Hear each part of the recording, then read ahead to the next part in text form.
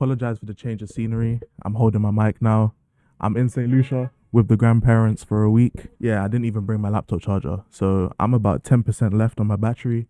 I need to record this. If it fails, then the title of this video is pretty intense, but you'll see and probably wonder what you're talking about reality for. In order to talk about reality, I have to look up the definition, so I'll read it to you guys. The world or the state of things as they actually exist, as opposed to an idealistic or notional idea of them. Obviously the title, your reality is fake, it can feel like a personal attack, but you have to remember, I don't know you. I don't know your experiences, I don't know your life, so don't start commenting thinking I'm talking about you personally. I don't even know your name. The main topic I want to talk about in this video is something called confirmation bias, and if you don't know what that is, confirmation bias is basically, or essentially, when you do research and you find out information that supports your view of thinking, rather than trying to find information that will challenge your view of thinking. Because let's be honest, most people nowadays, they have a set ideology, they have set things they believe in. When you debate with someone, I mean, the easiest thing to look at is politics. People ain't trying to hear things from conservative side if you're Labour. If you're a Tory, you ain't trying to hear nothing from the Labour side. It's just how the world works nowadays. As time goes on, you tend to find people in the same economic level. They tend to have the same kind of views on life.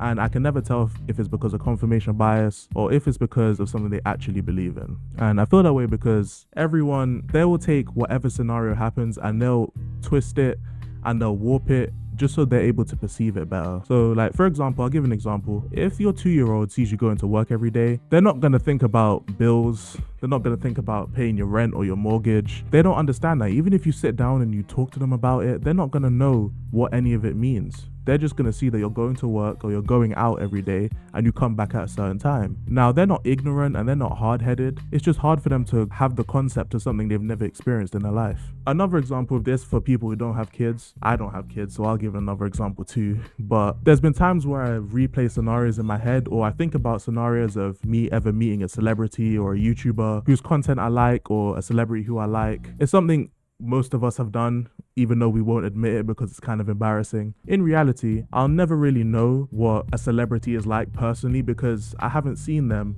when the cameras are off. In order to even make an assumption based on how I think a YouTuber would act when they see me, or a celebrity would act, or if I was friends with one, I'd have to twist reality because I don't know them personally. And this is why I really think reality is fake. Like, our version of how the world operates is just as correct or incorrect, depending on how you want to look at it, as the next person, because based on how everyone experiences life, based on how everyone views the world, it all has to be twisted or compartmentalized, and it has to be viewed in a way that we understand. If we're being honest, everyone wants to understand the world, but there's so many things that go into how the world operates that we'll never know. All the blanks that we can't comprehend, we have to find some way to justify it. Now, I don't want to ramble too much. I'm gonna try and keep the video short, but the main takeaway I want people to have who watch this video is just to listen to others.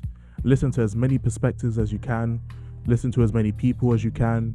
Because the more perspectives you gain, the more knowledge you gain, the more you hear from others. That's really the only way I can think of as to gain an actual grasp on what reality is really like, because you'll get so many POVs on how the world works, and you can kind of weed out which is good, which is bad, which people are just talking to talk, and which people actually mean what they're saying. The more you stay indoors, the more you don't socialize with people, the more you're dead set on how the world works, the less believable you actually are, the less you actually know about the world. Because if you never have your opinions challenged, you never have your thoughts challenged, you never debate people, even if it's just like conversation, you're falling into a trap of confirmation bias more than anyone else. And I think that's why people who are so extreme get so much popularity. I think it's because there are many holes into the most extreme views of society. However, the people who support them the most are people who have either not gone through much adversity, or if they have gone through adversity, they haven't formed any sort of accountability. They haven't given themselves any type of self-respect. Personally, I just don't think they've really had their opinions challenged by anyone with the mindset of, if I'm wrong, I'll change my mind. Most people nowadays don't want to change their mind. They're dead set on their views, dead set on their ways. That's the worst thing you can do to yourself, really, because you're limiting your knowledge. I'm not going to ramble on. My battery's on 5% now. I'm going to end it.